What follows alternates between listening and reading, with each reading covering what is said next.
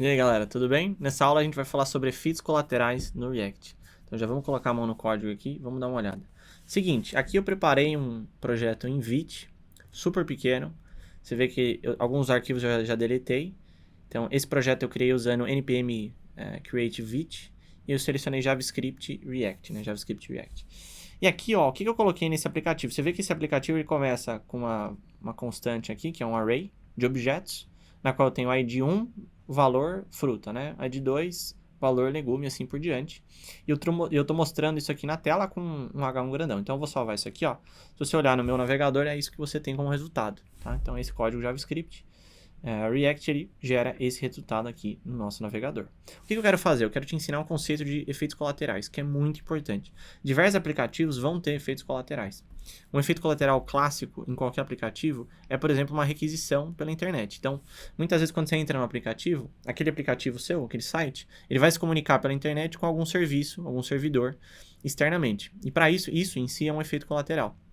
Então, por exemplo, você entrou num site, ele fica carregando ali alguns dados, por exemplo. Eu entro num e-commerce, né? E aí ele vai listar os meus produtos. Dependendo do aplicativo, aquela listagem de produtos ela vai ser carregada. E ela vai ser carregada assim que você entra no aplicativo. Então, existe um efeito colateral de buscar esses dados. Um outro efeito colateral, por exemplo, é a filtragem de dados num aplicativo. Então, eu começo a digitar no input, que é o que a gente vai fazer hoje. Eu começo a digitar no input e aquele conteúdo do site começa a mudar. Por exemplo, um filtro aplicado, por exemplo. Um outro efeito colateral é, eu clico num botão, além de ele executar alguma função, eu posso executar uma série de outras funções no tempo, usando setTimeout, ou, por exemplo, eu posso executar uma função a cada X tempo, né? Então, isso aí eu escreveria num efeito colateral. Existem vários usos de efeito colateral no React, e aqui a gente vai aprender a fazer um filtro, tá? Então, a gente vai combinar o estado, né, o que a gente já aprendeu, um pouquinho sobre estado, e a gente vai aprender um pouco do use effect, que é o hook que permite a gente fazer efeitos colaterais. O que eu quero fazer? O objetivo, então, é criar um filtro para esses três itens. Então, eu quero criar um input de texto, na qual eu vou escrevendo o nome dessa fruta, por exemplo, ou do legume, e apareça só aquele item. Como é que eu vou fazer isso, né? Para criar esse efeito colateral, eu vou fazer o seguinte, ó. No app que eu tenho aqui, eu vou precisar usar uma variável de estado, porque eu vou ter que alterar essa minha lista dinamicamente com base num valor. Então, eu já vou criar uma variável chamada de produtos. Então, eu vou criar const produtos e set produtos. Eu estou escrevendo em português aqui, mas em projetos reais você vai escrever tudo em inglês, porque nunca se sabe quem vai ler o seu aplicativo. Então, eu vou criar um estado inicial e como valor inicial eu vou passar a minha lista, né, que seria a ID value, ID value, ID value que você está vendo aqui. Então, eu passo aqui. Então, eu estou usando o hook useState, é claro, eu vou precisar importar ele, não posso só usar ele aqui.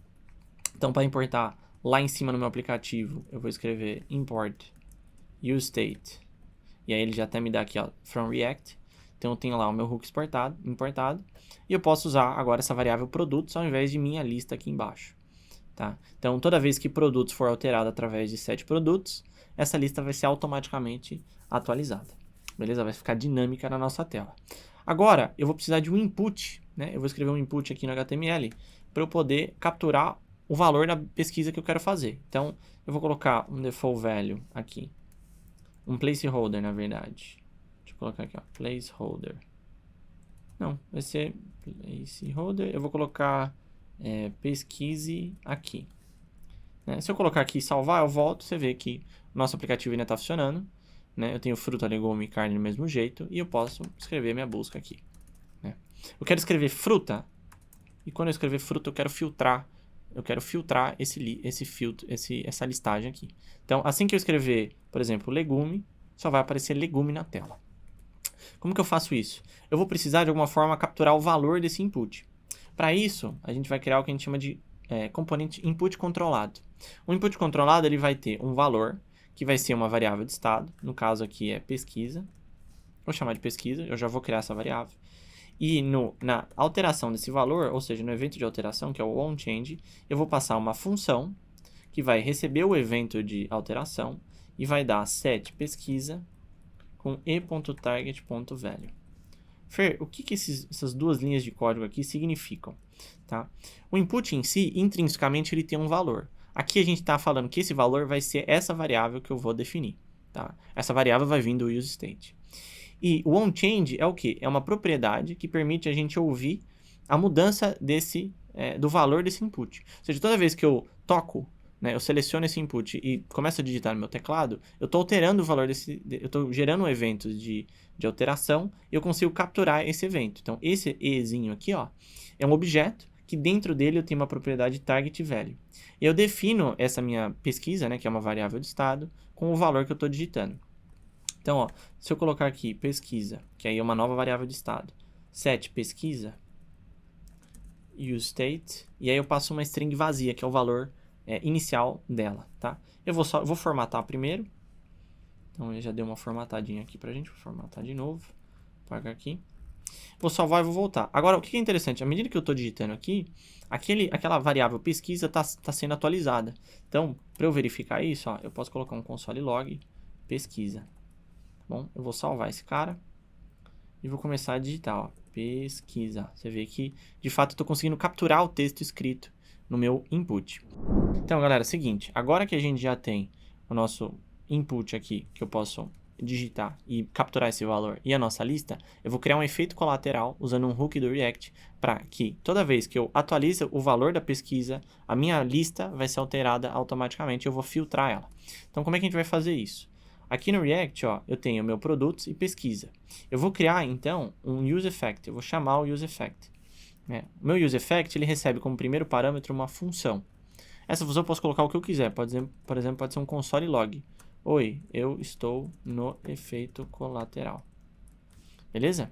O que isso aqui vai acontecer? Se eu salvo esse arquivo e volto e atualizo aqui, toda vez que eu clico, ó, a minha função ela é executada, meu efeito colateral é executado e está lá, oi, estou no efeito colateral. Então, toda vez que eu tenho uma re-renderização do meu componente, o meu useEffect ele se executa. Então, o que eu vou fazer aqui, ó? Eu quero criar um evento, né? Eu quero criar um efeito colateral, que ele vai filtrar a minha lista de produtos. Então, para isso, eu vou construir uma nova lista, vou chamar de const nova lista, e aqui eu vou, com base na minha lista original, então, vou lá, minha lista, ponto, vou usar a função filter.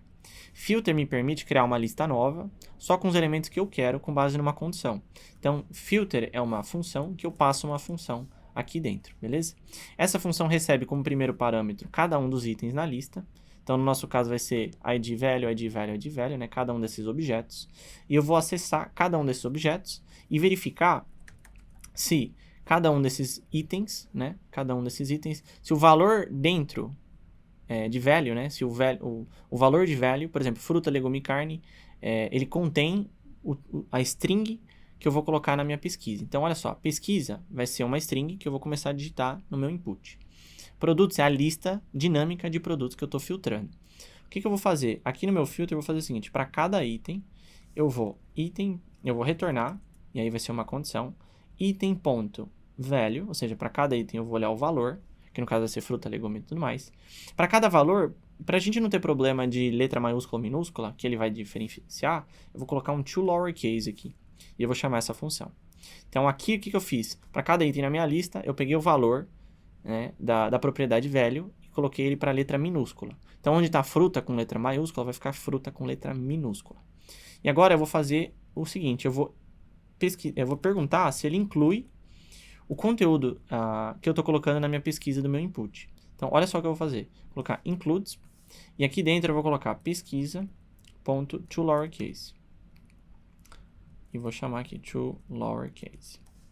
Olha só essa linha é um pouco complexa, vamos por partes. Então, para cada item, ou seja, eu estou filtrando na minha lista original para construir uma nova lista. Cada um desses itens, eu verifico se o valor, primeiro eu coloco ele para letra minúscula e verifico se o valor dele inclui uma string que eu estou colocando na pesquisa. O que é pesquisa? Pesquisa é o que eu estou digitando no meu input. Então, por exemplo, se eu escrevo ASDF, pesquisa vai ser ASDF.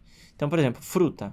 Se eu começo a escrever FRU, então, FRU, vou escrever aqui em cima, FRU. FRU está incluído dentro dessa string fruta? Tá. Então, isso é verdadeiro, logo, a minha pesquisa está sendo válida, e essa minha nova lista que eu estou construindo é válida, né? E eu coloco aquele item dentro da minha nova lista. E aí eu coloco ali, ó, 7 produtos, nova lista. Agora, eu quero executar esse efeito colateral toda vez que pesquisa se altera. Ou seja, esse segundo parâmetro do meu useEffect é um parâmetro que me permite dizer para o useEffect quando ele deve ser executado.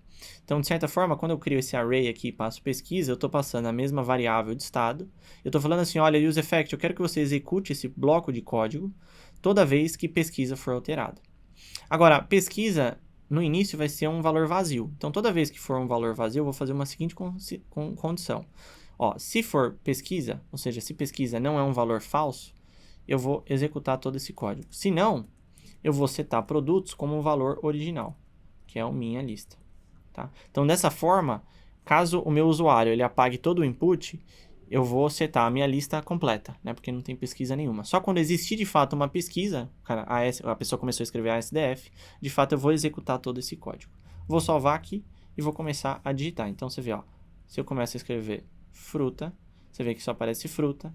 Se eu escrevo legume, só aparece legume. E se eu escrevo carne, só aparece carne. Por que isso aqui funciona, né? Porque eu crio um efeito colateral com base numa variável de estado. Então, pesquisa vai se alterando e esse código vai sendo executado. Então, aqui eu poderia colocar o código que eu quiser. E eu poderia, por exemplo, criar vários efeitos colaterais. É claro, não é recomendado. Muitos efeitos colaterais por componente tornam um componente difícil de ler e difícil de dar manutenção ao longo do tempo. Mas aqui, isso é um exemplo de efeito colateral. Com base num input, ou seja, com base no input de texto, eu posso criar um filtro. Então, o usuário está digitando aqui e eu estou criando um outro efeito, né? uma outra dinamicidade no meu componente com base em estado. Então, é claro, se você quiser pausar e dar uma olhada nessa função aqui, eu recomendo você abrir e copiar, escrever ela, né, olhando a minha tela, e para você fazer testar aí e fazer dar certo, beleza? Então, aqui basicamente eu usei dois estados, um estado para produto e um estado para pesquisa, e eu criei esse efeito colateral aí para criar essa filtragem, beleza? Efeitos colaterais são usados para muitas coisas. E é isso, espero que você tenha gostado dessa aula, espero que você tenha aprendido um pouco sobre efeitos colaterais, e eu te vejo na próxima.